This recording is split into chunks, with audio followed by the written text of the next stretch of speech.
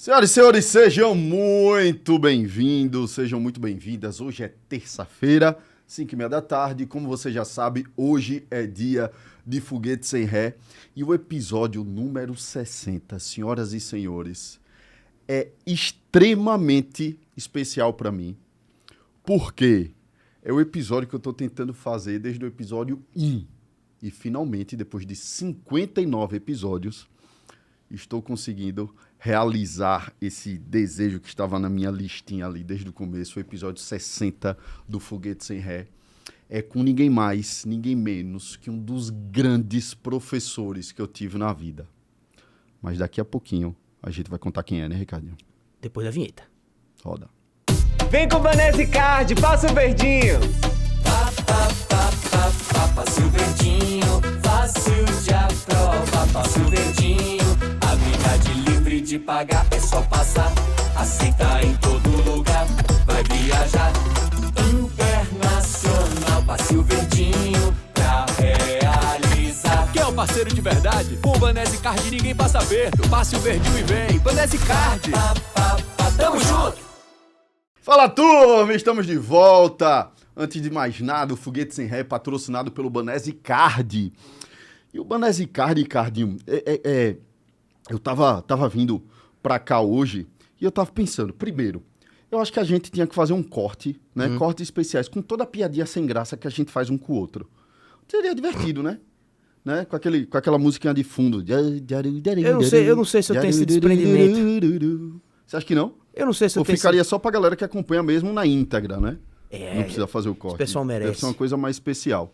Mas eu tava lembrando, né? Poxa, que conexão eu vou fazer com essa piadinha do começo com o Ricardinho, o Banese Card e tal. Eu queria dar uma humanizada no Merchan de hoje, né, Ricardinho? E certo. aí eu lembrei que um dia desse disseram, não, Bruno e Ricardinho é unha e cutícula. Unha e carne.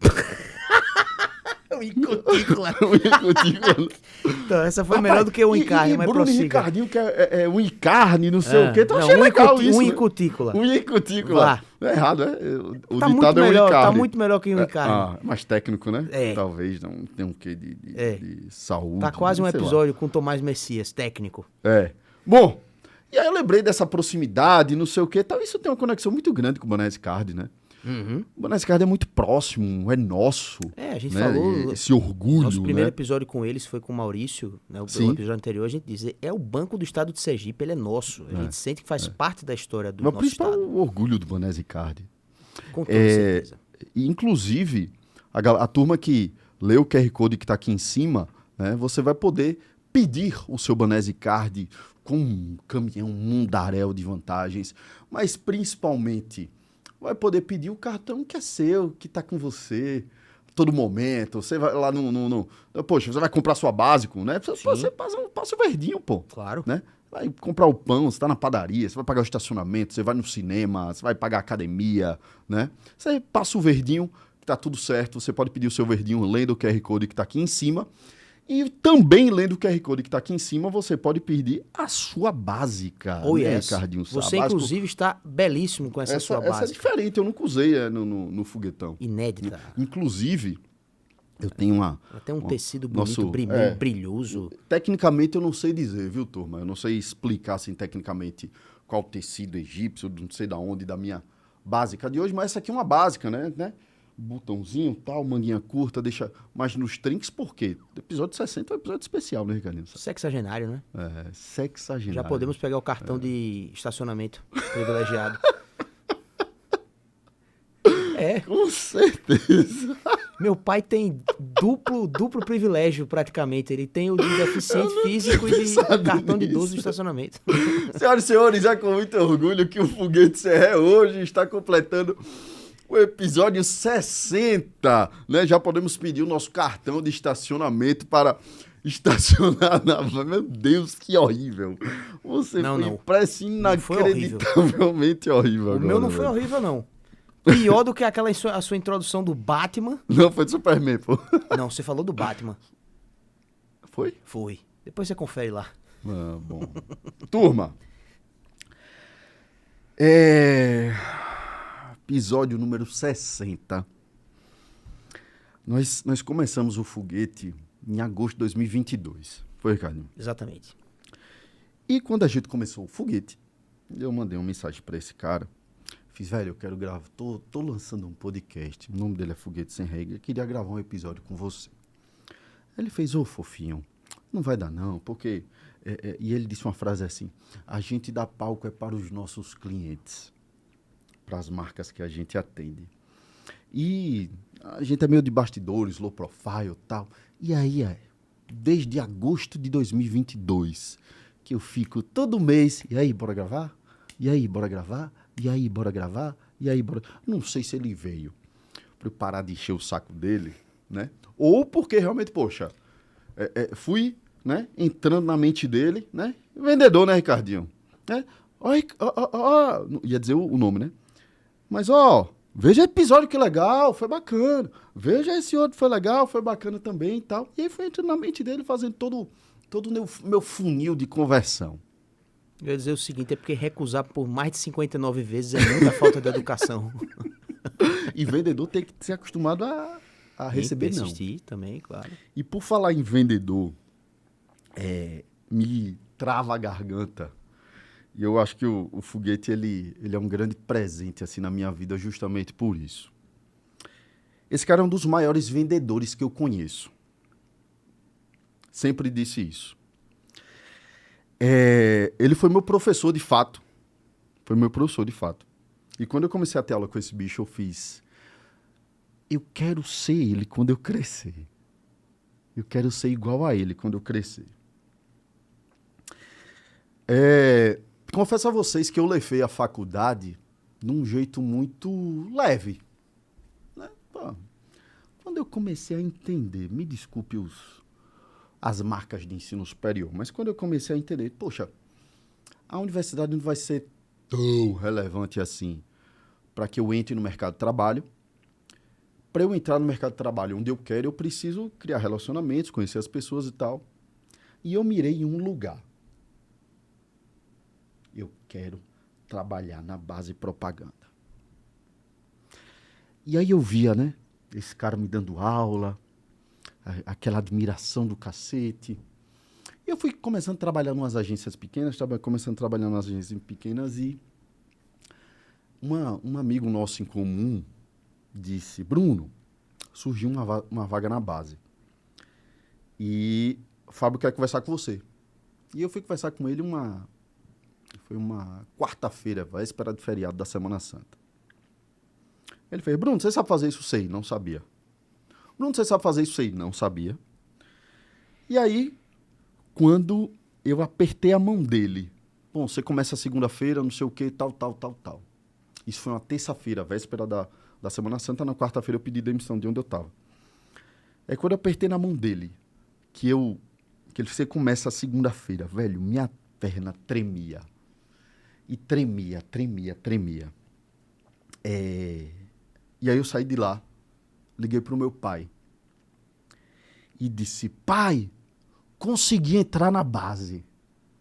Eu começo segunda-feira. E aí fui na biblioteca da Unite, peguei os livros para entender tudo que ele tinha me falado, que eu disse que sabia, mas não sabia, né? Comecei a estudar, comecei na segunda-feira na base. E a base foi a grande faculdade que eu tive na vida.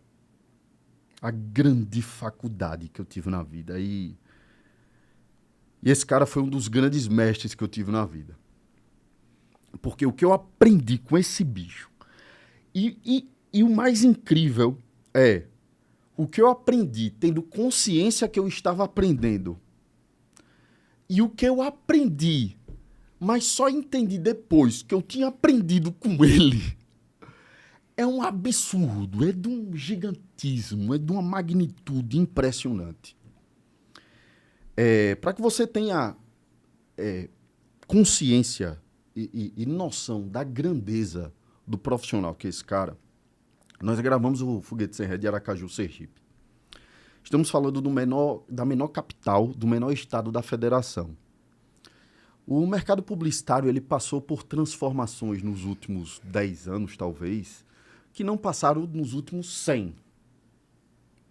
Né?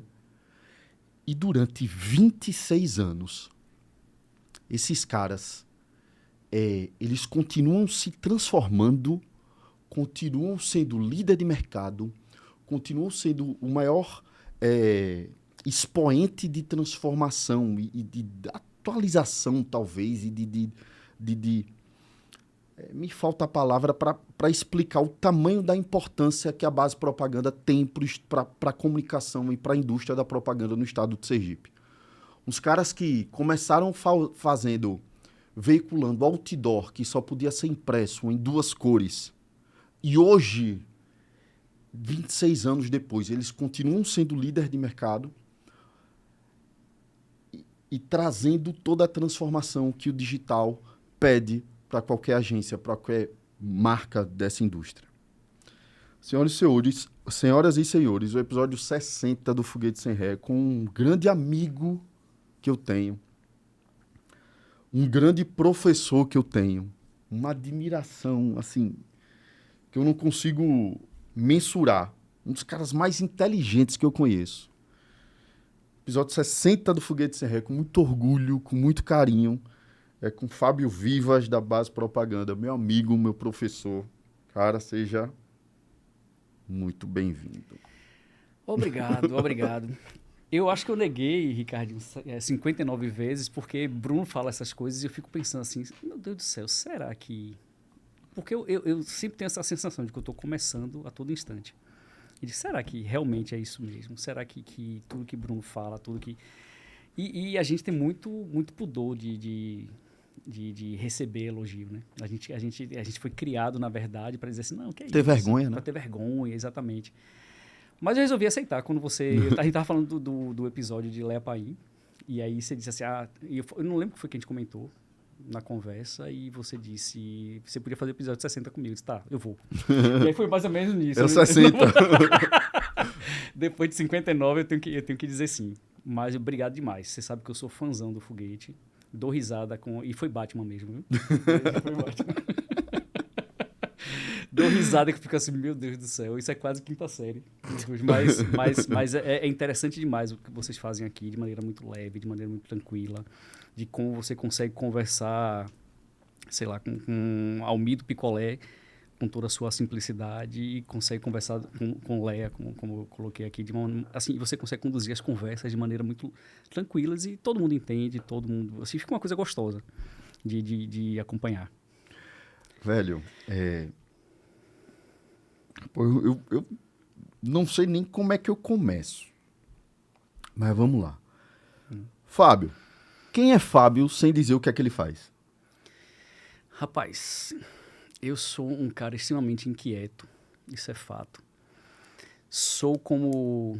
Tinha um funcionário de um cliente nosso, um colaborador de um cliente nosso, que dizia que eu sou um sirizinho na lata, e continuo sendo. Tento ser menos hoje em dia, porque a paternidade, eu acho que traz isso pra gente, essa coisa um pouco mais serena, mas ainda assim continuo sendo muito pé na porta, e algumas pessoas não conseguem entender e admitir isso. Falo não cada vez com mais facilidade, que é outra coisa também que as pessoas não estão acostumadas a ouvir. E estou o tempo inteiro buscando situações. Para mim, tudo é repertório o tempo inteiro. Tudo que você vê, que você ouve, que você... Tô viciadíssimo em TikTok, inclusive, há uns 2 anos, pelo menos. Não tenho conta. Não tenho, mas estou viciadíssimo pela... Você só tem que se policiar, claro, porque senão você vai mergulhando, mas pela possibilidade de conteúdo que ele proporciona, que ele consegue oferecer. E aí você vai, sei lá, desde Rita Von Hunt, com todo o seu pensamento filosófico, até as dancinhas, que a gente precisa saber que elas estão acontecendo também. Posso não usar, posso não fazer, mas a gente precisa saber que elas estão acontecendo. Mas é isso. Ou não faz gravando, né? Não.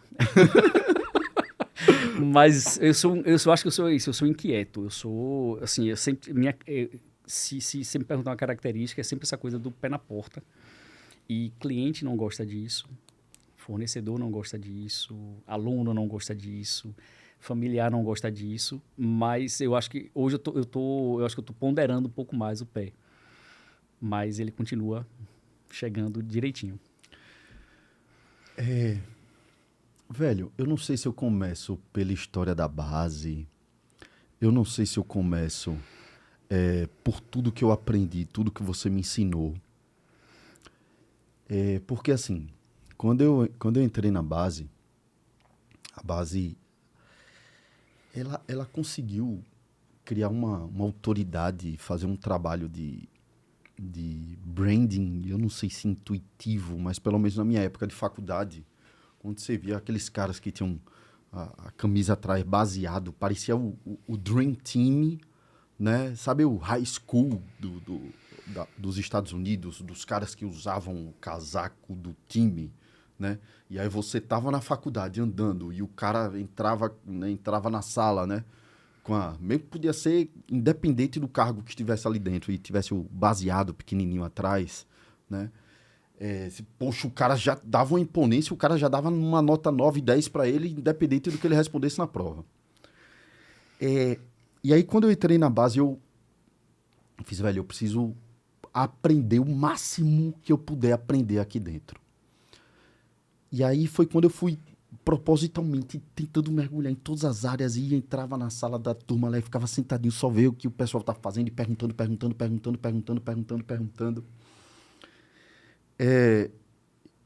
E aí tem a gente pode ir para uma área de vendas, de prospecção, que eu sempre achei incrível, assim. Eu acho que a base ajudou a construir as principais marcas de Sergipe, né? Acredito que sim. Agora, você acredita que a gente nunca prospectou? Não é possível, pô. A gente nunca prospectou. Os clientes sempre chegam por indicação e, eu ouvi falar e eles conseguem... A gente nunca prospectou. Em quase 27 anos. Nunca. Nunca prospectou. Então não vou entrar nessa não. Já que você não sabe prospectar, eu não vou nessa não. Diga, velho. Talvez, Diga, mas vá. hoje não. Mas eu acho que pode começar a contar de onde veio a ideia da base. Sim. Tanto, assim, hoje... E é bacana pra turma ter noção, assim, né? Da representatividade disso, né? Sim. Sei lá, a base abriu a porta na mesma época, quase na mesma época que o Shopping Rio Mar tava abrindo a porta, né? Acho que foi um dos primeiros clientes e é o mesmo cliente até hoje, Foi pô. o primeiro cliente, já Né? tá no quarto dono, que é o grupo JCPM, e continua cliente da gente. Foi o primeiro cliente, na verdade. Primeirão. Eu lembro que a gente começou a funcionar em 1º de dezembro de 97 e a gente chegou a gravar o Natal de 97, que foi o maior fluxo do Rio Mar. Você agitou no mês de abertura. No mês, exatamente. Não, o Rio Mar abriu em maio de 90. O Rio Mar tá fazendo 35 anos agora, inclusive nosso grande parceiro e tal. 88, maio de 88. Mas a gente começou a atender em dezembro de 97 e continua até hoje. Mas é isso. De onde veio a ideia da agência? Eu e André Brito, que hoje já não atua mais no mercado de comunicação, mas tinha uma agência fenomenal, a Comunicação App. Sim. Eu e André Brito éramos colegas de sala e a gente tinha uma vontade muito grande de imprimir a nossa maneira de fazer as coisas. De colocar o DNA da gente em tudo, porque a gente era funcionário. Sim. E a gente tinha que obedecer uma série de regras da agência que a gente trabalhava. E veio a oportunidade, justamente em dezembro, no finalzinho de novembro de 97, da gente abrir a agência. E eu lembro que foi um tapete emprestado de minha mãe, um computador 386, comprado em 4 anos, eu acho. 4 anos de prestação. Aquele computador gigantesco. E uma salinha na Hermes Fontes, em cima de uma farmácia. Que eu acho que nem existe mais hoje a farmácia, não lembro mais, mas era na Hermes Fontes. E foi assim que a gente começou. Só vocês dois? Eu e André, exatamente. Pouco tempo depois, Thiago Melo veio ser nosso sócio, que era da nossa turma também, da nossa sala. A gente foi fazer o TCC junto com o Thiago e... Você tinha quantos anos aí? Caramba. 97, 22 anos. E aí a gente gostou do jeito de Thiago trabalhar. Thiago atuava em uma outra agência, pediu demissão e veio ser sócio da gente. Pouco tempo depois, André resolveu sair da agência e eu fiquei sozinho com o Thiago. Eu não sei se foi em 98, 99, logo no comecinho. E eu fiquei somente com o Thiago. E a gente foi crescendo devagarzinho, de maneira... E eu acho que foi um casamento muito perfeito, porque Thiago é muito... Ele tem um lado assim, emocional muito grande, mas ele é muito racional no sentido de me segurar. Porque eu sou aquele cara que quer fazer. E Thiago, peraí, agora não, a gente pode esperar mais um pouco e tal. E quer dizer, eu coloco a coisa para andar e ele vê qual é a melhor maneira de fazer a coisa andar. Então, acho que é um casamento perfeito nesse sentido, que a gente se respeita muito. Inclusive, quem está na agência que ouve a gente conversando, acho que às vezes a gente está discutindo e não está discutindo. Você bem sabe disso. A gente está trocando ideia, a gente está argumentando. Eu queria pedir sua permissão. Geralmente, nos episódios, eu deixo... Eita, ao vivo e a cores. Aí, viu aí, Ricardinho? Que doideira. Geralmente, eu vou deixando fluir. Mas, velho, você tem noção do que é você ser sócio de uma pessoa por 26 anos? Quase 27. Quase 27. Quase 27. Mas vamos lá.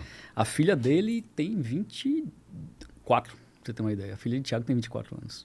Então, a filha dele nem sonhava em existir quando a gente montou a agência, quando a gente abriu a agência. Mas é isso. E essa transformação que você falou, que a gente passou por tudo isso. Assim, a internet era discada na época. Quando a gente precisava mandar arquivo para produção gráfica, por exemplo, era o disquetezinho que a gente levava, aquele 3/4, eu acho. Sim. O maior, ou o menorzinho. O menorzinho. Sim. Ou o Zip Drive, que era um disquete mais robusto na época. Filme para TV a gente tinha que mandar em Betacam, que também, né, você não tinha essa possibilidade que você tem hoje. Então, você falou de duas cores, mas a gente, nesse comecinho, era exatamente assim. Não tinha essa coisa de vamos mandar o e-mail, vamos mandar o arquivo, vamos mandar... E a gente sempre foi muito direcionado no sentido de que o sócio mais guloso da agência tem que ser a agência, do ponto de vista financeiro. E a gente, meu Deus do céu, a gente passou por muito aperto, muita coisa. Eu sempre lembro disso. Talvez seja o episódio que mais me emocione na trajetória da gente, o dia que Thiago estava assinando o cheque de calção da maternidade para o nascimento de Yasmin. Porque ele estava assinando o cheque, mas não tinha cheque. Ele estava assinando o cheque, mas ele não tinha aquela grana. E a gente tinha que se virar naquela grana para poder ele pagar a maternidade. Caralho, velho. E isso, para mim, eu falei isso tem uns 15 dias no aniversário de Cadu, meu filho. Ele é padrinho de Cadu, inclusive. No aniversário de Cadu, no sentido de que, para mim, isso é um marco na história da gente, no sentido de cumplicidade, de um entender o outro, de um participar da vida do outro e tal. Já vai chorar. Já. Mas, bom... E aí, a gente sempre foi muito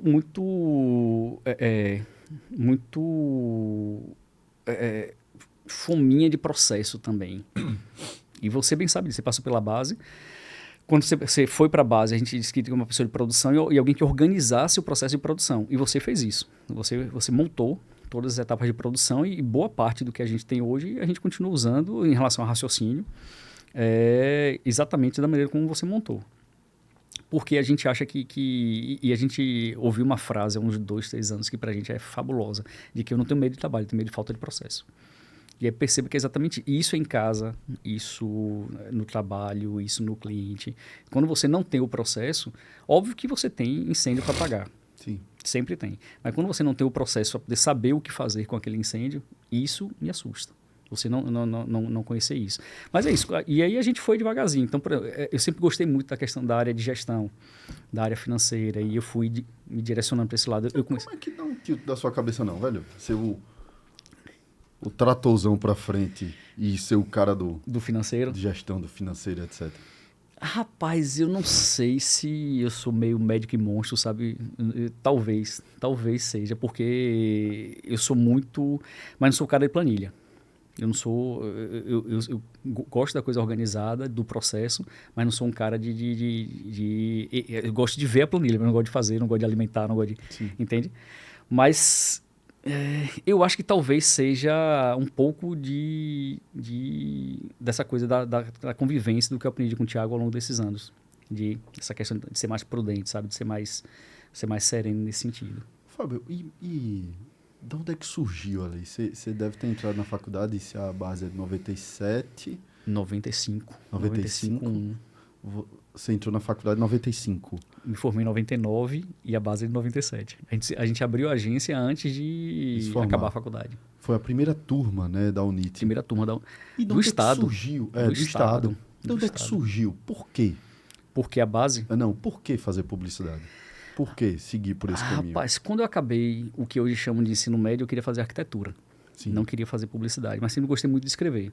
E saí daqui para poder estudar arquitetura. Quando eu cheguei lá, na hora de fazer vestibular, para desespero de minha mãe, eu resolvi fazer, na época era comunicação, para depois tentar habilitação em publicidade. Okay. E aí depois meu pai acabou falecendo, eu tive que voltar para Aracaju e resolvi fazer, já abri o curso na UNIT e resolvi fazer o curso na UNIT. E a gente foi meio, assim, a UNIT é uma instituição fantástica, eu dei aula por muitos anos na UNIT também, acho que por uns 7 anos, mas a gente foi cobaia e a gente sabe disso. Por quê? Você não tinha profissional formado no mercado, não tinha. Todo mundo vinha de fora, a todo instante, para poder dar aula pra gente. A gente, nossa paraninfa, inclusive, Kelly, eu não sei, inclusive, em que mercado Kelly atua agora, mas Kelly veio para organizar o curso, a grade curricular e tal. E ela era tão boa e era a única profissional que ela acabou sendo, durante 2 semestres seguidos, um ano inteiro, a única professora que a gente tinha em sala de aula. Única. E a gente combinou... Ela dava todas as matérias? Todas as matérias, durante um ano inteiro. Ela fez um combinado com a gente, foi pedir, e ela disse que era uma loucura, uma maluquice, mas que ia tentar. E ela fez um combinado com a gente que se ela saísse da sala, sei lá, estava dando redação publicitária, se ela saísse da sala para poder voltar para a produção gráfica, você não podia falar de redação publicitária com ela. Porque senão ela também ia assim, então, veja, a gente foi cobaia. Mas a gente sempre teve muita... Primeiro, a universidade sempre ouviu muito a gente, nesse sentido de tudo que a gente pleiteava com uma situação dessa. Imagine, a coordenadora do curso o tempo inteiro em sala de aula com a gente. E sempre foi muito inquieto no sentido de dizer, caramba, as coisas estão sendo feitas de uma maneira que a gente não consegue absorver, não consegue... E aí você não tinha agência estruturada, você tinha muito no mercado que a gente brinca de urgência. Os pastinhas e exatamente, tal, né? Exatamente. E nada contra, eles têm uma importância muito grande para o mercado, mas a gente... você não tinha quem pensasse mídia, quem pensasse produção, quem pensasse redação, quem pensasse direção de arte, agora fluxo digital. Então, naquela época você não tinha isso estruturado. E a base foi a primeira que começou a direcionar para essa estrutura. Como construir isso, Fábio? Isso foi importado de onde? Como construir? Foi no tato? Foi testando? Veio da necessidade. A gente foi percebendo a necessidade. Mas aí eu estava falando da época de faculdade, para a gente visitar a agência, como você não tinha agência estruturada em Aracaju, a gente foi visitar a Propeg em Salvador.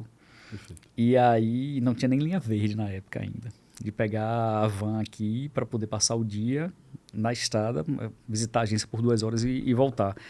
Para poder entender. Quando a gente chegou lá, quando a gente viu a estrutura, por exemplo, que a agência tinha, a gente ficou, caramba, veja o abismo, e ainda, a gente sabe que ainda tem, em relação aos mercados mais maduros, mas o abismo que a gente vive hoje. E a gente já tinha base nessa época, que a gente foi visitar a Propeg. Então a gente foi devagarzinho, enxertando as áreas que a gente dizia, caramba, agora eu preciso de alguém só para cuidar do planejamento de mídia. Agora eu preciso de alguém só para cuidar. A gente foi fazer esses enxertos para poder ir estruturando.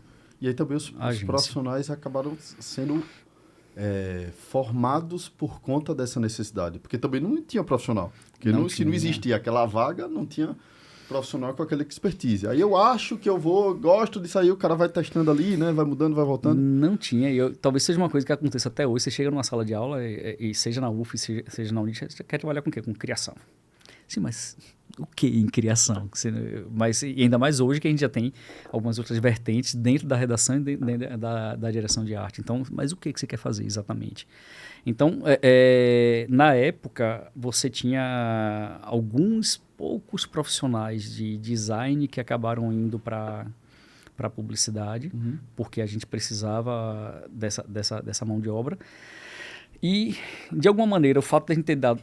quando digo eu e Thiago, da gente ter dado aula na UNIT, a gente acabou conduzindo, de alguma maneira, também algumas situações. Porque a gente via gente... Tem um menino que me lembrei agora, Yuri Huzak. Sim. Huzak? Eu não lembro. Até hoje na Austrália. Então, que Nova Zelândia, era fabuloso do ponto de vista de planejamento. Mas, na cabeça dele, ele queria ser redator. Então, às vezes, a gente conseguia ir direcionando alguns profissionais nesse sentido, de dizer, caramba, sua tendência, sua aptidão não é para o que você quer. Porque são as maiores vitrines. Olha né, essa no fim das janela contas, aqui, né? Exatamente, De oportunidade. exatamente. Fábio, aí isso foi crescendo, foi formando mercado, foi contratando gente, os clientes foram chegando por indicação, né? Como é ter essa responsabilidade de ser o precursor, assim, de um mercado? Eu me senti um dinossauro agora, mas tudo bem. Não, Tô mas brincando veja, com você, tô uma brincando com responsabilidade, não é, Ricardinho? É. Sabe? Tipo, não tem nada. Vou construir o primeiro prédio da cidade. Veja, A primeira farmácia da cidade. Tá entendendo? Total. Velho, No isso é uma começo, responsabilidade pioneirismo é uma tão responsabilidade. não, grande. eu tô brincando com você. A gente tem uma situação de facilidade, porque já que ninguém estava fazendo, a gente Sim. começou a fazer. Isso, em algum instante, começava a dar resultado. Perfeito. Quer que Isso. volte, Ricardinho? Não? Então, como ninguém fazia e a gente começou a fazer isso, em algum instante ia começar a dar resultado e ia começar a chamar a atenção do Perfeito. mercado, como realmente foi acontecendo. Por outro lado, o mercado não estava preparado para essas situações. E, que a gente queria inventar moda. Eu lembro de uma reunião do sindicato lá no começo, o sindicato das agências, em que reclamaram que a gente tinha inventado uma história de FII mensal. Uma história de FII mensal. Maria, certo. No sentido de que era um segmento em que você, teoricamente, ganhava dinheiro muito fácil com veiculação. Certo. Só que imagine, por exemplo, agora, 20 anos depois, não que a gente já vislumbrasse o que ia acontecer agora, mas imagine 20 anos Se não depois. existisse. Se não existisse o FII, se não existisse a remuneração do trabalho intelectual da agência, que na época não existia. Na época você produzia material, veiculava, botava no bolso A veiculação. a veiculação e tchau. Ia embora. Então você não cobrava pelo trabalho de planejamento, de execução, de elaboração, de acompanhamento. Se não existisse isso, a gente tava... Só não existia hoje. Só para a turma entender. Uma agência de publicidade, o core do negócio, o próprio nome da agência, próprio nome já diz, é agenciamento de espaço publicitário, no final das contas, né? Você tem diversos veículos, televisão, jornal, na época, tá? Vamos ver, televisão, jornal, outdoor, e você tem um cliente onde você vai agenciar a compra do espaço publicitário desse cliente. Você vai pegar uma campanha desse cliente e vai veicular na televisão. Pelo fato da agência, a agência ela tem, por lei, inclusive, né? 4.680. 20% do valor que foi veiculado tem que ser pago à agência, por qualquer veículo, às vezes faturado pelo cliente, aí vem todos os acertos. Assim, e eu sempre achei isso dá uma margem tão grande para coisa errada acontecer, né? Sim. E aí você falou faturar pelo Aí, cliente. não, eu sou um cliente grande, só quero pagar 10% para a agência vai lá. E o que o Fábio está trazendo é que naquela época o cliente não pagava, né, pelo desenvolvimento de toda estratégia e criação publicitária para ser veiculada nesses canais, né? E aí a base veio no mercado e começou a profissionalizar isso tudo nesse sentido, né? Sim. Você falou de faturado pelo cliente. Uma das coisas que talvez a base tenha sido a primeira também aqui no mercado, eu posso estar errado, porque eu não conheço o andamento das outras agências, mas é no sentido de receber do cliente para pagar aos veículos e fornecedores, de gerir a verba do cliente de verdade, como acontece nos mercados mais maduros. Sim, perfeito. E essa foi uma outra situação de educação do mercado, no sentido de apontar para que isso fosse feito, até porque para a gente é uma garantia de que a gente vai conseguir fazer as retenções que a gente precisa Perfeito. fazer do que é nosso. E para o cliente é muito mais fácil, porque o processo de pagamento fica muito mais simples, fica muito mais tranquilo. Mas isso lá atrás, há 26, 27 anos, de jeito nenhum aconteceria, porque não existia confiança. Só que quer queira, não, isso traz uma complexidade de gestão financeira grande, né? Sim, Por porque exemplo, a verba, o dinheiro não é nosso. Exatamente. Aí só para vocês entenderem. Uma campanha vai ser veiculada, sei lá, com 500 mil, certo? 20% é da agência, teoricamente. Teoricamente, grosseiramente. 20%, sendo bem grosseiro, 20% é da agência. Só que a agência recebeu os 500 mil para pagar diversos veículos, diversos fornecedores, fazer essa gestão dessa verba, desse fluxo de pagamento. Para o cliente é lindo, né? Mas existe o risco aí a complexidade do processo da bitributação, né? Da própria gestão. Poxa, beleza, entrou 500 mil aqui, mas só é 20, meu é 20%. E aí os prazos de pagamento dos fornecedores, etc. Tributação, imposto, receita, aí vem o Brasilzão que a gente conhece, né? Mas aí veio outra coisa em que a gente foi pioneiro no sentido de buscar o nosso direito. Na época, a Prefeitura de Aracaju, como a gente é serviço, a gente deve muita obediência à Prefeitura de Aracaju nesse sentido. Em relação ao ISS, a gente foi a primeira agência a conseguir judicialmente a possibilidade de fazer esse fracionamento da nota. Porque aí eu emito a nota de 100, mas só que meus são realmente só 20. E antes você só tinha isso permitido para a construção civil. E como o mercado da gente também não tem essa força política para poder conseguir mudar a legislação, a gente conseguiu judicialmente isso. Deixa eu fazer uma pergunta, Faça. Fábio. Isso, quando a base impulsionou essa mudança, você tinha quantos anos? Ih, Bruno. Eu estou perguntando isso, porque, veja... Eu acho que desde sempre a gente fica o tempo inteiro inquieto em relação a uma série de coisas. Cada hora que uma coisa começa a incomodar, por exemplo, a gente queria fazer essa gestão. E aí isso incomodava, porque eu não podia justamente pagar 2 vezes e o cliente também dizia, Não, mas o que eu quero chegar, sabe o que é o seguinte? Vocês abriram a agência com 22 anos. Sim. Certo? Tiago com 20. Tiago com 20. É. Digamos que isso aí aconteceu, você tinha 24 anos. Ou 25 anos, entende? Tiago com 23. Sim. O highlight, o insight que eu quero trazer é esse amadurecimento precoce do empreendedor, entende? É a porrada que a gente leva, né? Que faz a gente Mas uma coisa crescer. é receber a porrada muito cedo, né? Uma coisa é receber a porrada muito cedo. Só pra vocês terem noção, gente, vocês têm noção do que é você começar a empreender ali em 97 e basicamente não tem internet?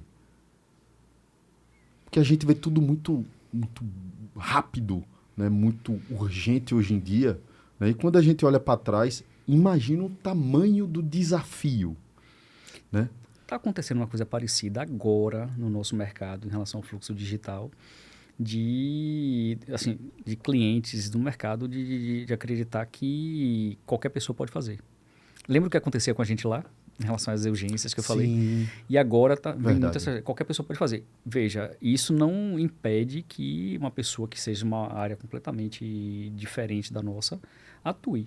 Só que você tem uma série de ritos que precisam ser seguidos, de cuidados que você precisa ter. E não é só, meu filho... Eu brinquei com a história do TikTok. Meu filho adora TikTok, então quem vai cuidar disso é ele.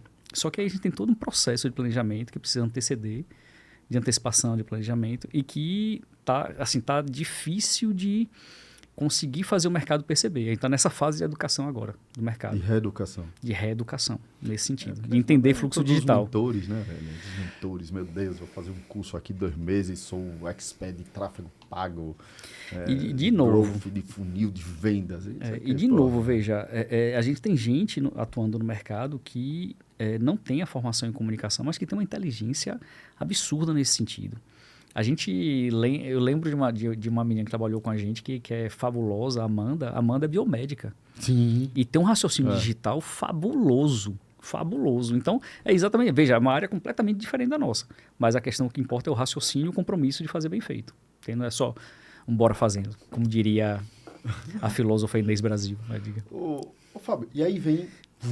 saindo do lado de trás... Como é gerir uma empresa de 26 anos, certo? Que passou por várias transformações no Estado, no Brasil, no mundo, né?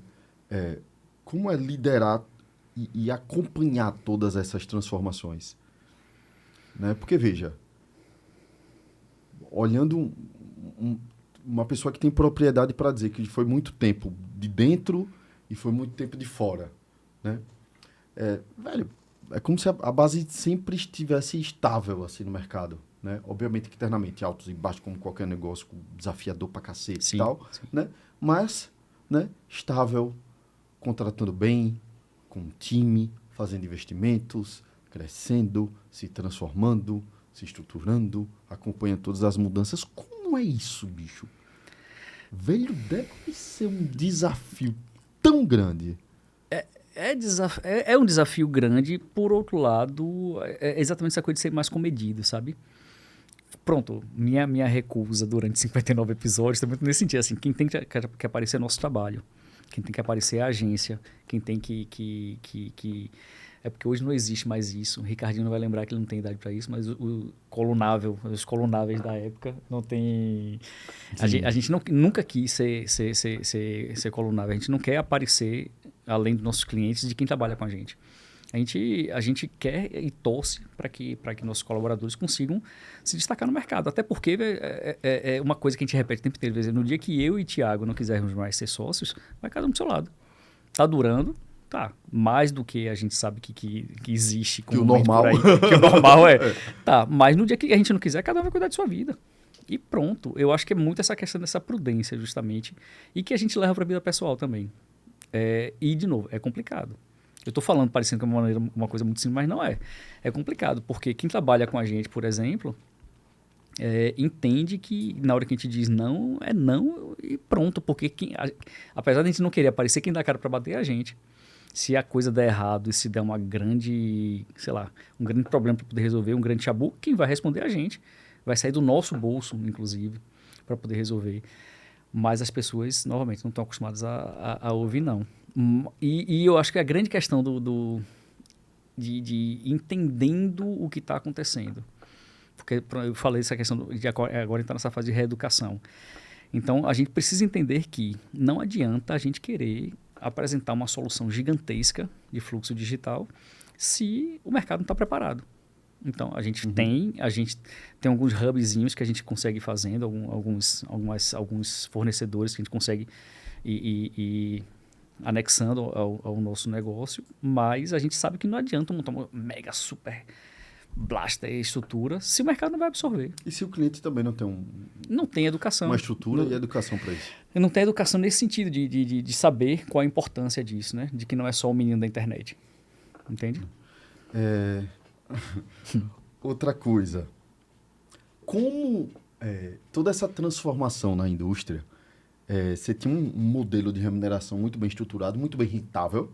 Sim. Certo? Era muito fácil ganhar dinheiro nessa época. Muito bem rentável, né? Os BVs, os comissionamentos, veiculação e o cacete. O mercado sergipano até hoje não atua com BV, viu?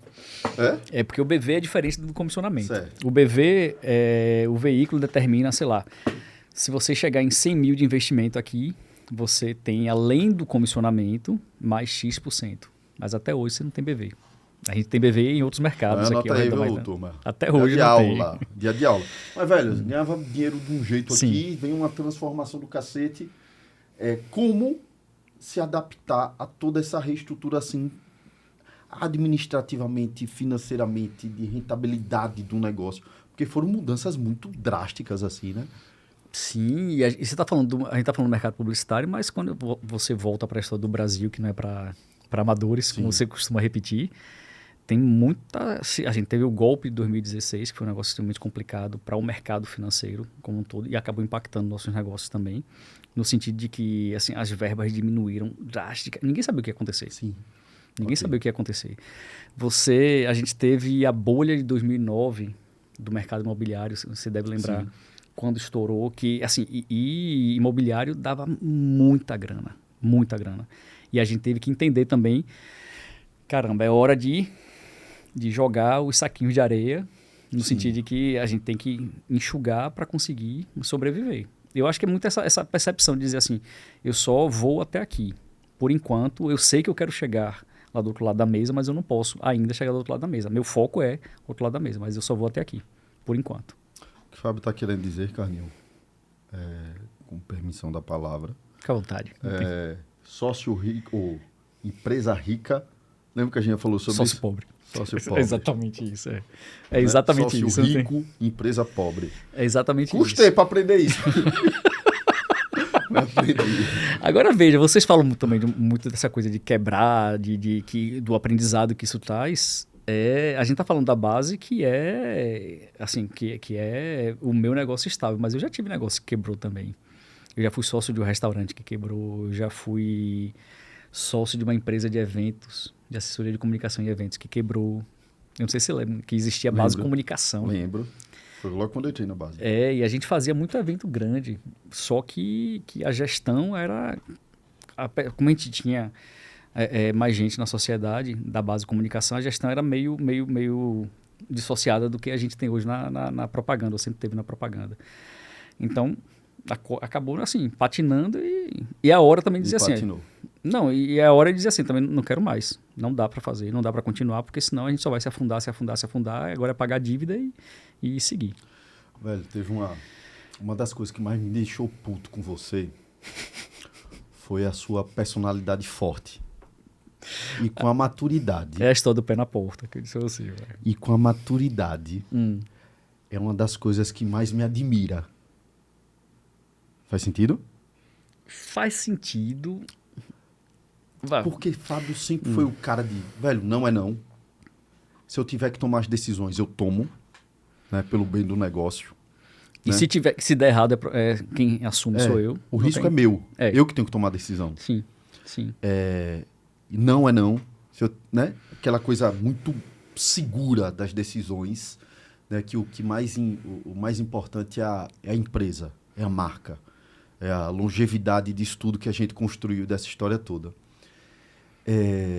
Sim, mas conte a história do pé na porta e do não que você ia falar justamente de que você mais teve raiva, que você não, mais... Porque veja, uma das grandes lições que eu tive nesse tempo de amizade que a gente tem, de convivência que a gente tem, quantas e quantas vezes eu quanto seu funcionário, né, e seu colaborador, você tomar decisões e o cara que tá vendo de fora, né, aí olha aquilo ali, meu Deus, que absurdo, não sei o quê. E aí você fica com aquela raivinha na hora, né, tô me projetando o Bruno 2008. E aí quando o Bruno sai da base, começa a empreender, E que tá do outro lado. e que tá do outro lado da mesa. E vê, rapaz, tô tomando essa decisão e tô tomando essa atitude. Tá, porra. Fábio tomou uma decisão parecida lá atrás e lá atrás eu olhei pra ele e critiquei e julguei, etc. Sabe aquele negócio, velho? Tá achando ruim? Vem empreender. Venha liderar. Venha estar do outro lado da porta. Ou da mesa. Venha... Tô com esse nome de pé na porta. Venha estar do outro lado da mesa, né? E a grande lição que você me deu, assim, foi ser muito seguro nessas decisões. Que o que mais importa é a longevidade da corporação, da companhia, da empresa. Mas essa segurança, e cada vez mais eu venho percebendo isso, a gente tem que ser maleável no sentido de dizer assim, porque às vezes você toma uma decisão no momento ali, quente do que está acontecendo, mas você tem que entender também que às vezes nem sempre você está certo, e que você tem que ouvir quem está do outro lado. Não é fácil não, viu? É um exercício, eu acho, diário, de ouvir quem está do outro lado para poder dizer assim, calma, não precisava ser exatamente assim. Tiago é muito meu oráculo nesse sentido. Tiago faz assim, você não precisava ter falado desse jeito. Você podia ter sido... Ele disse, não, mas tem uma hora que é exatamente isso. Você não pode parar o que você está fazendo, o que a empresa está fazendo, por conta de uma situação A ou B em relação a uma determinada pessoa. E aí é difícil fazer as pessoas entenderem. E não estou falando nem de pessoa, mas, por exemplo, isso com cliente também, né? De chegar para um cliente, e eu acho isso de uma segurança tão grande, de você chegar para um cliente e dizer, cara, nossa relação não dá certo, né? É Sabe, difícil. velho, Imagine. Isso é difícil. Você está abrindo mão de grana na hora que você faz Imagine isso. só, turma, você demitir um cliente. Isso é né? Isso é complicado. Já aconteceu algumas vezes. Não assim, não muitas, tanto é que eu lembro exatamente de todas, mas isso é muito complicado. Você está abrindo mão de grana. E você tem que lembrar que a quantidade de gente que está atrás de você Sim. e que depende daquilo ali. Exatamente. Daquela decisão que você está tomando. Exatamente. Mas já aconteceu da gente deixar de atender um cliente e 10 anos depois, exatamente 10 anos depois, a gente retomar a relação, os dois numa situação muito mais madura. Sim. E da coisa conseguir Perfeito. fluir de maneira muito mais tranquila. Mas já aconteceu. Mas precisa... Aí, de novo, o que eu quero vocês precisaram tomar decisões desse tipo muito novos, né? Tipo, um negócio maduro, mas pessoas, empreendedores novos. E talvez líderes venha novos, daí essa carapaça, sabe? Essa coisa do pé na porta que você tá falando e que eu falei também. Mas talvez venha daí porque a gente precisou se proteger muito também. Tanto é que eu me lembro, uma vez a gente estava conversando com as pessoas da maneira como a gente se vestia. No começo a gente era quase vendedor de Bíblia, viu, Ricardinho? Porque era camisa de botão, gravatinha. Porque como a gente tinha cara de menino, a gente não era respeitado. Então, para a gente ser respeitado, a gente começou a querer se vestir como mais velho para conseguir ser, essa imagem de ser um pouco mais sério, de ser um pouco... E eu sou muito moleque, o Thiago é muito moleque, então conseguir essa separação também foi moleque no sentido de brincalhão. E conseguir essa separação também foi muito complicado. Mas é exatamente isso, talvez a gente tenha criado esse escudo do pé na porta, da coisa de dizer não é não e tal, por conta justamente da gente conseguir se proteger. Porque senão lá na frente... Tem tem um negócio que eu sempre admirei pra cacete, assim, da base, é como ela tem orgulho de ser sergipana. Muito. E ela tenta assinar isso também no que ela entrega para os clientes. Sim, talvez as campanhas mais bonitas que a gente fez até hoje, as que mais me emocionam, são as que falam de Sergipe. Isso aí eu não tenho a menor... Isso foi consciente? Eu acho que veja, eu sou apaixonado, assim, apesar de não ser sergipano, eu sou apaixonado por Sergipe desde sempre. Meu filho é sergipano, meu esposo é sergipano, então, e eu sou apaixonado por Sergipe.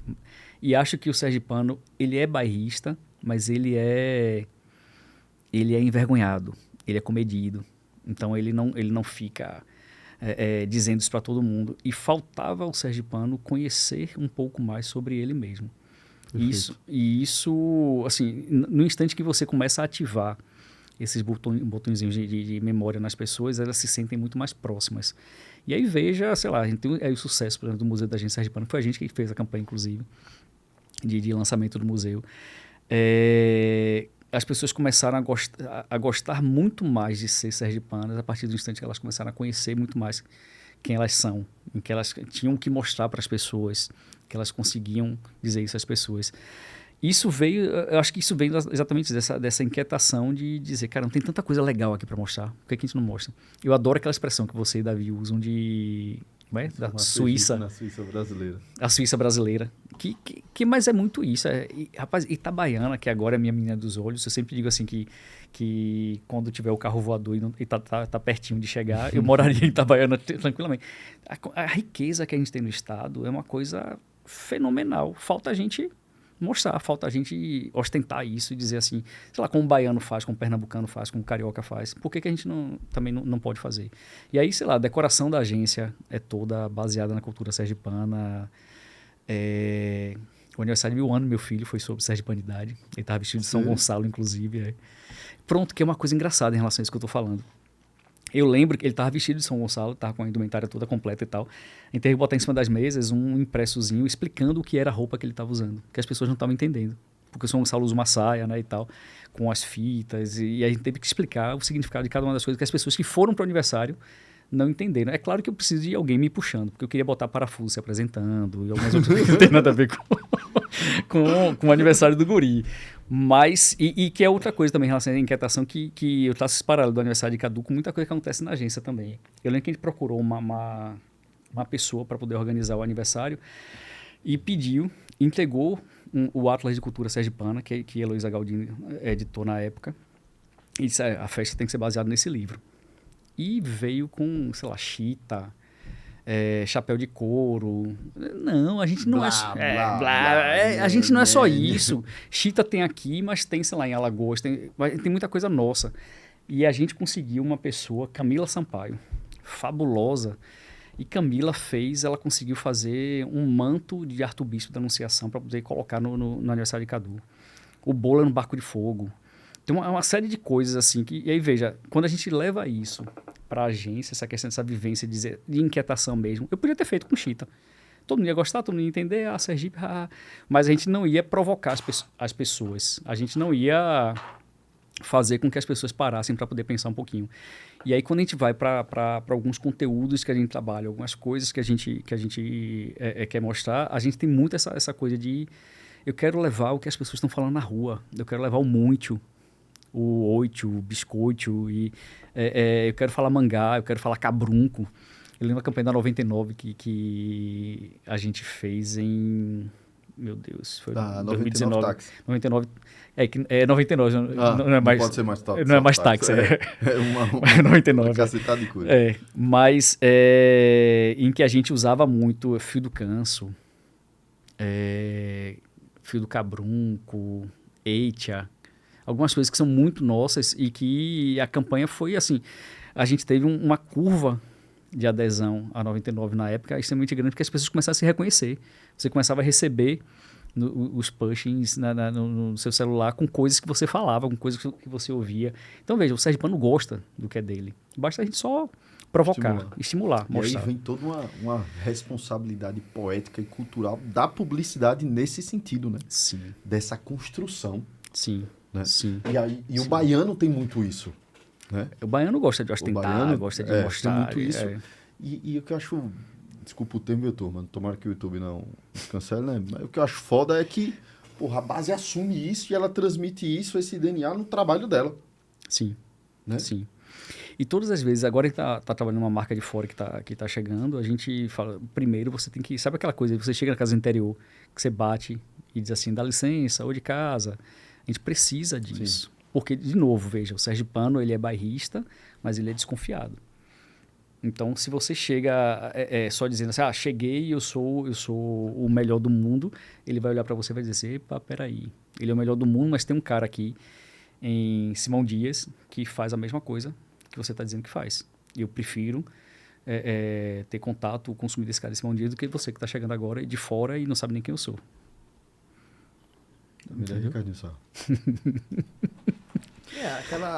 Aquela coisa, né, de às vezes chegam... Só um minuto, deixa eu só ajeitar. Viu, Bruno? Às vezes aquela coisa da gente achar que só o gringo... O de fora? Agora. Tem aquela história da síndrome de vira-lata, Ricardinho. Às vezes a gente fala muito aqui isso. Direto. O gringo, a gente acha que o gringo é sempre melhor, que o que tá de fora... Eu não lembro agora, teve uma pessoa que veio aqui no estúdio e falou exatamente isso. Automaticamente a gente acha que o, entre aspas, estrangeiro, o forasteiro, ele vai ser melhor. Só pelo jeito que ele fala, o sotaque ser diferente. Mas o sergipano tem isso de maneira diferente. Isso é exatamente, a percepção do sergipano é diferente nesse sentido. Se o estrangeiro chega aqui dizendo que é melhor sem pedir licença, ele rejeita. Certo. Ele rejeita. Presta atenção, você tem que chegar, pedir licença, dizer assim, eu não sou daqui, mas eu respeito a sua história, respeito a sua cultura, respeito... E aí ele passa a respeitar também. Comece a prestar atenção. Eu tenho muito essa percepção em relação a... Nunca tinha parado para pensar dessa forma. Mas eu falei só das campanhas que eu gosto muito, assim, talvez as mais as que tocam mais o coração são exatamente essas que energiza, falando de sergipanidade, o Bate Coração em 2012, que é uma campanha que, assim, eu acho engraçado demais hoje ainda quando a gente chega em alguma festa de São João que está tocando a música de Cecel e que as pessoas cantam como na campanha. Porque se você for parar para prestar atenção, a música é um lamento de amor. A pessoa levou um belo de um chifre. Canta a música aí, pô, um pouquinho. Bate coração, oi tum, coração pode bater. Oi tum, bate coração. Que eu morro de amor com muito prazer. Só que a gente mudou para Meu Coração Bate Por Você, com autorização de Cecel. E até hoje, quando você está em alguma festa, eu olho para o lado, às vezes, está tocando a música, a pessoa canta Meu Coração Bate Forte Por Você. Eu acho interessante. Veja, a gente está falando 12 anos depois da campanha. Talvez tenha sido o primeiro viral sergipano também, nesse sentido. É mesmo. E a gente foi beber numa fonte que foi o Plain for Change, em Nova Orleans, que quando teve o furacão que destruiu a cidade, que eles pegaram os artistas de rua para tocar e falar do amor pela cidade. E a gente tentou trazer isso para o nosso contexto de amor por Aracaju. E tem um trabalho fenomenal de Dudu Prudente, a produção musical. Na hora que ele consegue juntar, sei lá, Asas Morenas com a orquestra do Vale do Cotinguiba, você fica assim, meu Deus, como é que a pessoa consegue raciocinar? Como é que a pessoa consegue imaginar isso e construir? E eu lembro de algumas coisas que eu queria, porque queria Tupã da Viola. Não sei se vocês lembram, um cara que ficava na Hermes Fontes tocando Sim. bateria, Sim. guitarra, e que toda tarde você passava lá, ele estava lá tocando, final de tarde. Eu acho que ele tinha uma oficina mecânica, se não me engano. Tupã já faleceu, inclusive, mas eu não lembro o que é que ele fazia. Eu sei que ele tinha uma oficina, alguma coisa mecânica. assim. E eu dizia, eu quero Tupã da Viola, porque, veja, Tupã da Viola é a cara de Aracaju. Agora, como é que se encaixa Tupã da Viola no Oitum Tum Tum? Então, sei lá, você tinha Debajos, você tinha Elvis Boa Morte, que eu conheci nessa época, inclusive, que tem um trabalho fenomenal. Pessoas de linguagens completamente diferentes, que representam a cidade, conseguindo falar do amor pela cidade. Então, essa é uma campanha que me toca muito até hoje, porque exatamente por conta desse raciocínio de trazer o que está na rua, está na cara da gente. Tem um insight aí que a gente fala muito aqui também no Foguete, Ricardinho, que é essa construção do repertório, essa construção do repertório está em qualquer lugar, Sim. lugar, essa capacidade de conectar pontos que, olhando de maneira isolada, são completamente diferentes, né? Mas tudo pode se tornar propaganda, tudo pode se tornar comunicação, e a responsabilidade, no caso agora, da base ao longo de 26 anos da história, né? Aí a 26 de construção da cultura, entende? Através da comunicação, através da publicidade. A gente falou lá atrás eu acho que a base trabalhou com praticamente todas as grandes marcas de Sergipe. Acho que sim. Né? Só para pontuar essa questão da cultura, eu falei que a gente lançou, foi a gente que fez a campanha de lançamento do Museu da Gente Sergipana. Ezio Deda quase me mata porque eu queria a cultura sergipana invadindo o museu. E a gente fez isso. Tinha vendedor de amendoim, talvez tenha sido o maior casting de uma produção. Sim. Tinha parafuso, tinha todas as manifestações. Por quê? E aí, por que Ezio queria matar a gente? Que a gente gravou uma semana antes do museu inaugurar, tava tudo prontinho, bonitinho. Mas aí tinha uns meninos vestidos de lambe sujo, por exemplo, que... Sujou tudo. Todo mundo, ele teve que pintar o museu todo de novo. E a cena da invasão do museu, que tem Josa, que já não está mais vivo, o vaqueiro do sertão, que na janela, que já não está mais conseguindo se movimentar com uma tranquilidade um pouco maior. Mas a gente tem Araripe, tem Luiz Pinelli, aquela cena dessas figuras da cultura sergipana invadindo o museu, dizendo assim, é nosso. Para mim é arrepiante, até hoje é arrepiante. Eu acho que o repertório vem exatamente disso, de você, em sala de aula eu dizia muito isso, de que, sei lá, como minha área acaba sendo um pouco mais redação publicitária do ponto de vista acadêmico, eu dizia muito, leia Mônica Cascão e Cebolinha, mas leia Dostoiévski, leia Oscar Wilde, você precisa ter, sei lá, eu preciso escutar a Rocha? Não, eu preciso saber que existe, preciso conhecer a batida, ou piseiro, ou qualquer outra coisa. Eu não preciso gostar, eu preciso saber que existe. E o publicitário precisa ter essa percepção. E preste atenção que as melhores e maiores ideias são muito simples. São muito, assim, são estalos assim, exatamente. Caramba. Você só consegue isso entendendo o que é repertório. Entendendo o que você consegue usar. Construindo repertório. Exato. Batemos uma hora aí, Ricardinho? Sim. Velho, queria trazer para esse finalzinho para o lado mais pessoal. Quando eu entrei na base, acho que uns 2 meses depois, 3 meses depois, lembrando, viu, turma, no começo do episódio, eu entrei sem saber fazer nada do que eu disse que sabia. Velho, a gente pegou uma campanha de São João do governo de Sergipe. Velho, eu acho que foi o primeiro ano do governo na fez Orla. Um São João gigantesco, pra você ter noção. Foram, sei lá, 10 mil isopores de latinha, certo? Isopor de latinha, não tinha Stanley na época. Aliás, tinha, né? Só que não era o que é hoje. Stanley não, era uma borrachinha. Não, existia, era aquela luvinha. O copo Stanley, só que não é o Stanley que tem hoje. Sim. Mas a marca existia. Aí era um isopor mesmo, pra galera botar latinha, só que não tinha a dificuldade de encontrar fornecedor de isopor para personalizar. Era muito grande. Aí a gente mandou rodar os adesivos, certo? E comprou os isopores, 10 mil isopores de latinha, 10 mil adesivos. E essa produção ficou por minha conta. Eu não tinha time ainda, certo? Eu era meu time, diga. Eu era meu time, né? Cheguei lá a base foi a primeira agência a montar um setor de produção. Vou mostrar serviço agora. Não, calma. E aí precisava aplicar o adesivo no isopor. Fiz, Fábio, velho, como é que eu vou ver? Se vire. Como é que eu vou aplicar o adesivo no isopor? Se vire, Bruno. Você tá aqui pra isso. Meu amigo, eu não conhecia ninguém das gráficas. Eu comecei a rodar as gráficas, comecei a rodar os fornecedores. Eu sei que eu mandei 1.000 isopor pra uma gráfica, 2.000 isopor pra outra gráfica, 5.000, pra que a turma do manuseio da gráfica pudesse colar os adesivos, né? Sei que deu certo. Só que ao mesmo tempo que tinha o isopor de latinha, tinha um pórtico em Canidé do São Francisco, que eu não sabia o que era lona. Foi aí que eu aprendi a força do vista sua roupa de sapo e dê seus pulos. Só que Fábio, nesse jeitinho delicado dele, Se vire. ele fazia. Se Se vire, Bruno. Tô resolvendo outras coisas aqui. Tu. Meu amigo. Era uma loucura, era uma doideira. E aí a coisa foi acontecendo, que não sei o que. Aí chegou uma hora, mano, fazia as coisas com o pé nas costas. Eu nem ligar pra... né?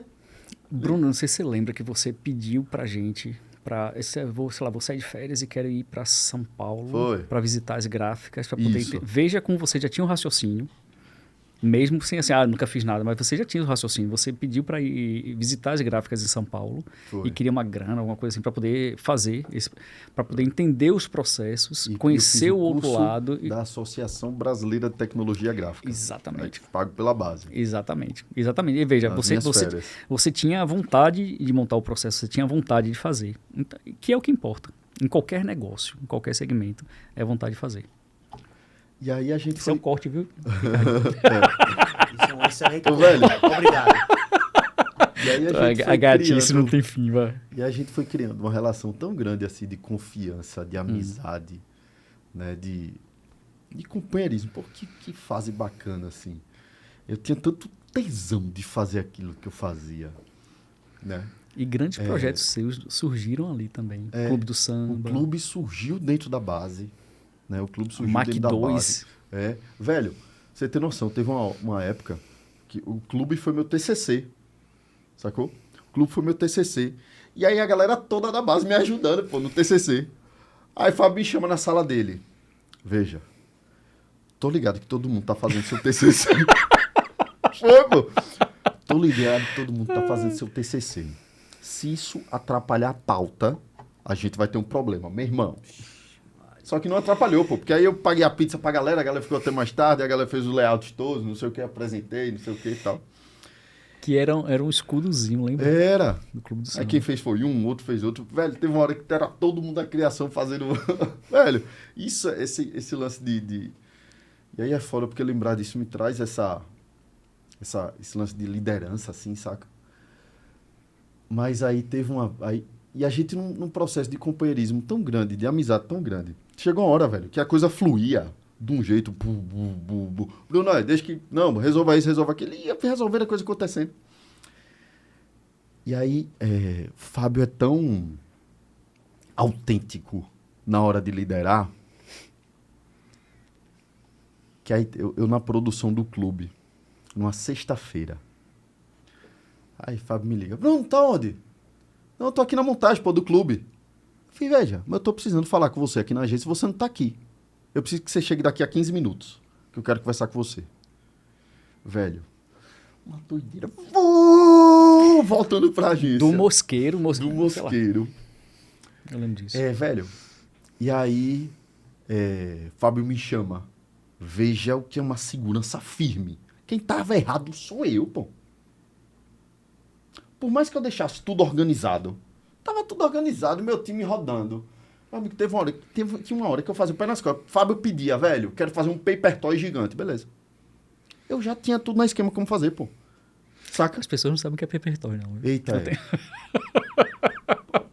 Tá bem, Fucus. Tá ali aqui, não é Fucus? Era um Fucus de papel. Não, em resumo. E eu queria fazer um gigante. Só que a gente queria fazer um desse tamanho, pô. Sacou?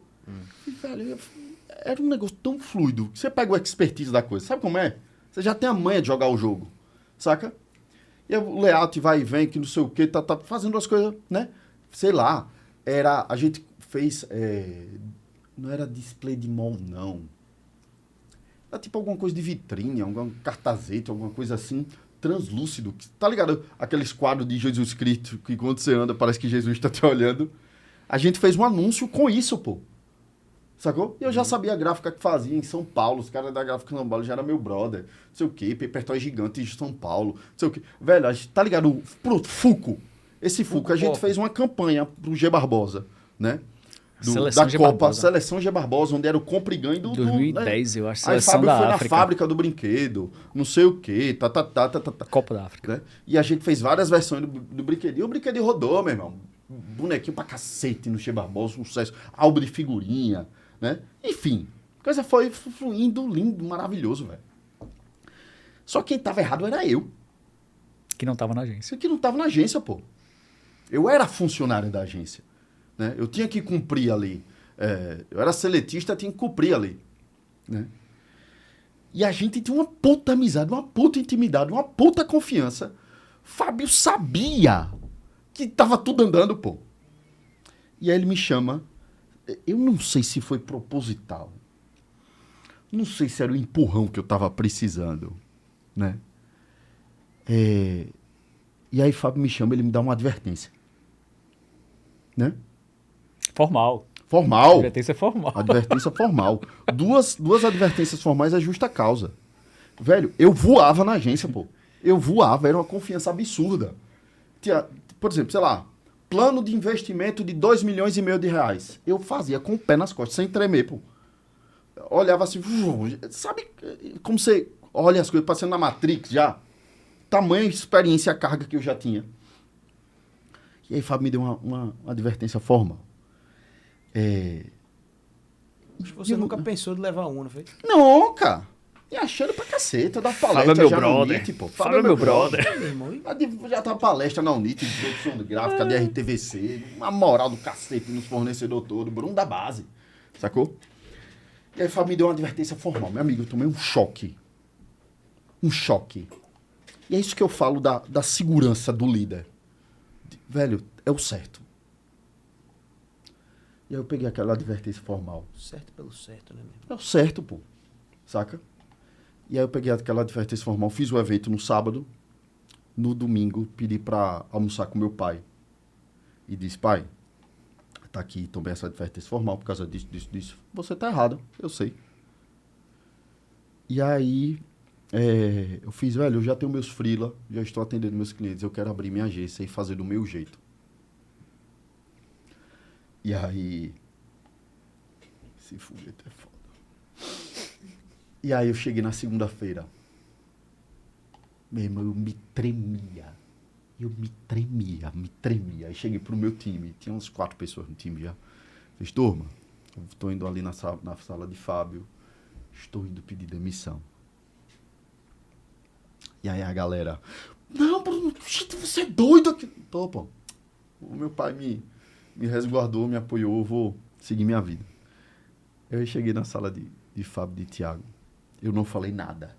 Nada, pô. Não consegui falar. Eu chorava compulsivamente, que não sei o quê, compulsivamente. Não conseguia falar, só dizia, velho, obrigado.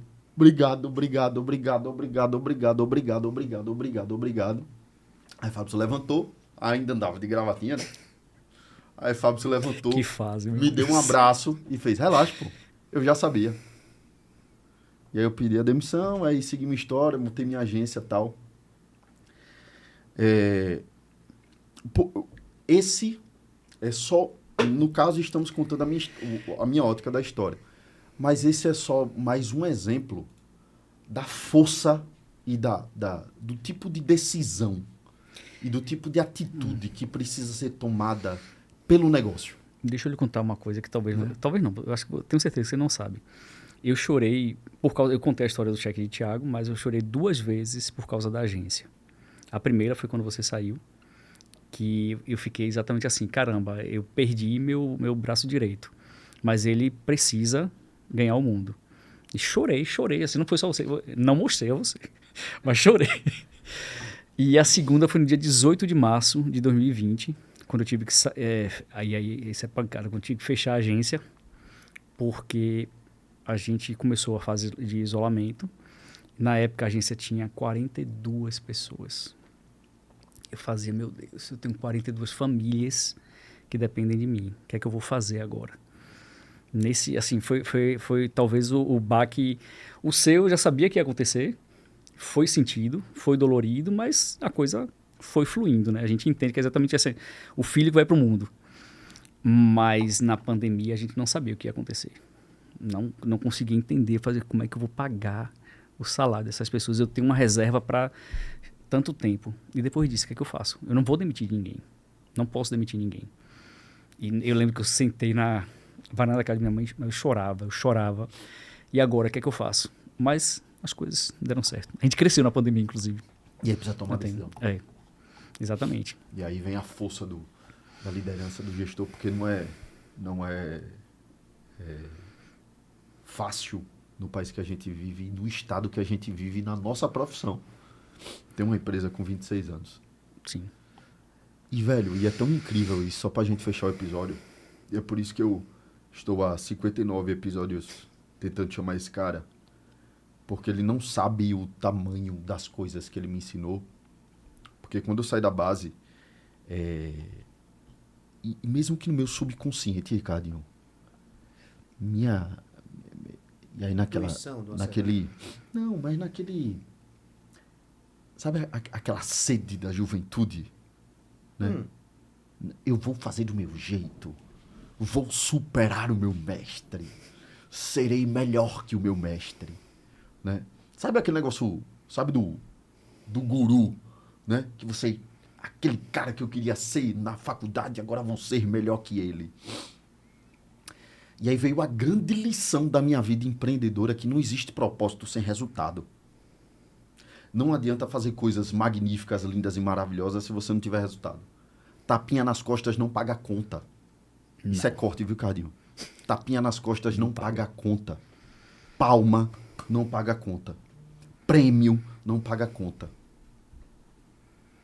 Né? E eu acho que o maior brilhantismo da história da base é ser firme nas decisões que tem que tomar, né? E conseguir equilibrar de maneira brilhante o propósito com o resultado. Entende? A crença com o resultado. Porque uma empresa com 26 anos de história, ela tem resultado. Ponto. Ela tem resultado, ela teve resultado. Ela gera caixa. Entende? Ela consegue bancar essas famílias. Ela consegue segurar uma onda. Entende? Ela consegue passar pelas oscilações. Não é linha reta. Ela consegue entender que o alto, ela vai cair. Ela consegue passar pelos pontos de entropia que a administração explica. Né? E eu sofri muito para entender isso na prática. Né? Que era muito mais palmas. Nossa, está, sei lá, uma coisinha melhor que o seu mestre. Mas o seu mestre está gerando resultado, está gerando caixa. E você não. E eu tive que passar por muita dificuldade para entender isso. Era por isso, para trazer um episódio com essa riqueza de racional, de raciocínio, que eu queria gravar um episódio com o Fábio. Saca? Meu irmão, são 26 anos, pô. 26 anos. 2 moleques começaram a empreender, um com 20 e um com 22, pô. Vocês têm noção do que é isso? Meu amigo. 26 anos. Pô. E sem conhecer ninguém, né? Tem esse detalhe. E 2 caras de fora. Né? Thiago é de fora, não? Não, o Thiago é de Arauá, rapaz. Ah, pronto. Thiago respeita o cara, não tem... Inteiro, Ricardo. É foda, velho. Tô brincando, a família dele é de Arauá, viu? Eu fico chamando o Thiago de um menino de Arauá, mas a família dele é de Arauá. Ele não. É o Thiago daqui. Alguma coisa, Ricardinho? Oi? A básico. A básico é bacana. Básico, eu só olhando ali, eu falei, rapaz, e Fábio vai embora sem ganhar básico dele? Não, ele vai ganhar o básico dele. Na verdade, a coisa vai fluindo, meu amigo. É assim mesmo, viu, básico? Tá certo. Viu? Sem roteiro é assim mesmo. Palavras finais, seu Fábio Vivas. Eu acho que é a coisa de... O medo vem, mas não pode lhe congelar. Você tem que... Que é aquela história exatamente que o medo pode lhe paralisar ou fazer você andar. Vá com medo, mas vá. Não fique parado. Eu acho que isso vale Com o pé para no qualquer chão. pessoa. Com o pé no chão. O salto alto é muito complicado. Com o pé no chão. Sempre. O tempo todo. É isso. Qual a sua cor preferida? Eu gosto muito de preto, de branco, Maurício tem de azul. Teve uma explicação pro preto, não foi? Filosófica como o Maurício, Minha né? história com preto é porque a minha explicação, por exemplo, é de que é muito fácil. É. É muito, eu não preciso pensar muito, é só você apenas vai. Apenas vai. E você sabe que eu tenho uma ligação, não uma ligação, mas assim, quando eu descobri que a Básico era de Arikawa, Sim. que um dos sócios é Arikawa, eu falei, meu Deus do céu, uma ligação quase que kármica, porque a mãe de Arikawa foi quem me fez passar no vestibular. Quando eu voltei para cá para poder estudar, eu, na época, eu namorei muito tempo com a tia de Arikawa, e Silvinha, que é a mãe dele, acabou ficando muito minha amiga. Ela e o pai de Arikawa namoravam na época, e ela também está estudando para vestibular. E aí, foi ela que me fez estudar, e eu sou grato a Silvinha até hoje. E a primeira vez que eu consegui falar com ele, na Básico, eu comprei uma Básico e teve alguma coisa que eu não sei se eu encomendei e chegou... Eu não lembro exatamente o que aconteceu, mas eu precisei falar com o Arikawa. Eu contei essa história a ele. Ele ficou meio assim, sabe aquela coisa de... Tá, mas você conhece minha mãe, você não comeu mais. Mas eu torço demais pela Básico e sou assim, fã demais do trabalho que eles fazem. Eu também. Que é muito legal. Bom, isso aqui é o seu presente, né, velho? Obrigado, não tem... Fiquei sabendo que essa é uma Obrigado. cor nova cor da Básico. Seu Fábio Vivas vai mostrar para todos nós. E vai provar Tem que- ao vivo. Ei, Ricardinho. Vou provar ao episodião? vivo, não.